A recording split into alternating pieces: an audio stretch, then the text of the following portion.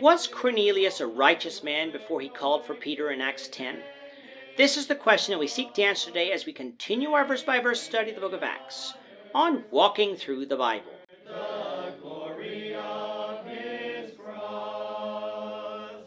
Today we're going to be discussing Acts chapter 10, verses 1 to 8. But before we do that, let's read the passage. If you have a Bible with you, turn to Acts chapter 10, verse 1. But if you don't have a Bible, don't worry. Just follow along with us on the screen. The version that we'll be reading from is the New King James Version. So Acts chapter 10, beginning at verse 1. There was a certain man in Caesarea called Cornelius, a centurion of what was called the Italian regiment, a devout man and one who feared God with all his household, who gave alms generously to the people and prayed to God always. About the 9th hour of the day he saw clearly in a vision an angel of God coming in and saying to him, Cornelius.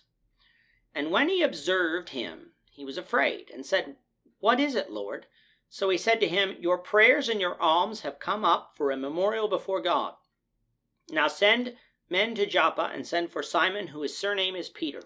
He is lodging with Simon, a tanner, whose house is by the sea. He will tell you what you must do.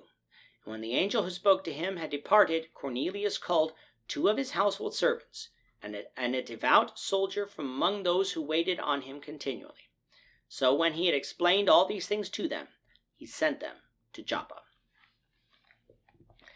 Here in chapter 10, we have recorded for us the first known conversion to Christ of someone who is completely a Gentile. Back in chapter 8, we saw the Samaritans come to Christ, but the Samaritans were half-Jews. We also saw the conversion of the Ethiopian eunuch, but this man was either a Jewish proselyte or he was Jewish by birth, and so would have been considered Jewish because of that. Cornelius was neither of these things. He was a Roman centurion of what was called the Italian regiment. A regiment, or as some versions say, a band, when speaking about the number of troops meant a tenth a part of a legion, and consisted of from 425 to 500 to 600 men according to the strength of the legion. Its commander was called a chiliarch, and it was divided into centuries or hundreds, each commanded by a centurion. Since Cornelius was a centurion, he was a man of authority, and he would have been a man of wealth, though how much we do not know. Stationed in Caesarea, which is a major coastal town in Palestine, meant that Cornelius would have been exposed to the Jewish religion. And this exposure seemed to have had an effect on him, for Cornelius is described as a devout man and one who feared God with all his household, showing us that Cornelius was one who could lead his own household. Cornelius was also a generous man, giving alms for the poor around him. And Cornelius was a man of prayer. Today we would call Cornelius a religious man. The question is, was Cornelius a righteous man here?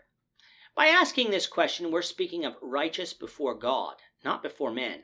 For if we were to describe Cornelius to many people today, they would affirm that Cornelius was a righteous man. Being righteous before men, though, carries no weight with God.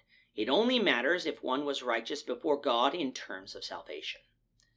And even though the answer to our question is not entirely given, we can deduce from Cornelius' vision that the answer to that is no. For at the 9th hour of the day, 3 p.m, an hour of prayer for the Jews, Cornelius saw a vision. In that vision, an angel of God came to Cornelius and told him that his prayers and alms had come up for a memorial before God. However, there was still something required of Cornelius. Therefore he was to send men to Joppa to find Simon, whose surname Peter. Peter is staying with Simon, a tanner, whose house is by the sea. When Peter comes to Cornelius, it will be told him what he must do. Having something still to do before God necessarily means that in relation to his sin, Cornelius was not righteous, for righteousness can only come when one's sins are washed away by the blood of Christ. No, Cornelius was not an overtly wicked man, like some of the kings in the Old Testament or some of the Pharisees in the New Testament. But his sins had yet to be forgiven, for he had yet to obey God fully in faith by believing in Jesus and being baptized for the remission of his sins. This shows us that good works alone cannot save us. We must obey all of what God commands. Yet even in this unforgiven state, God heard the prayers of Cornelius because Cornelius was an upright man, a man who desired to obey God. This is an important point, for Christians often say that the prayers of non-Christians are not heard by God. And while that is generally true, with God not promising to hear and answer the prayers of non-Christians, that isn't always true. Cornelius was a man who wanted to obey God, and so God, desiring that all should come to repentance, sent an angel to Cornelius to tell him to call for Peter. If Cornelius was a faithful man, he would do just that, and of course our text tells us that is exactly what Cornelius did.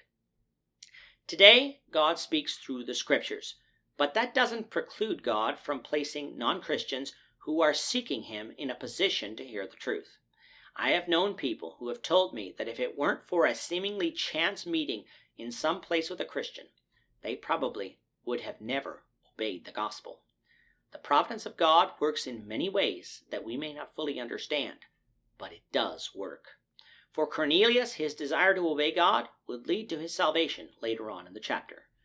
Before getting to that, though, we first have to return to Peter, with God teaching him a lesson that would directly result in the conversion of Cornelius. So we hope you'll return for that lesson. With that, our time is up for today. The Lord willing, we hope you'll join us for tomorrow's discussion of Acts chapter 10, verses 9 to 23, as we continue our walk through the Bible, one verse at a time. Thank you for watching today's episode. We hope that you found it edifying and ask that you not only subscribe to our channel and podcast, but that you like and share this episode among your friends, so that the saving gospel of Jesus Christ can go out to the whole world.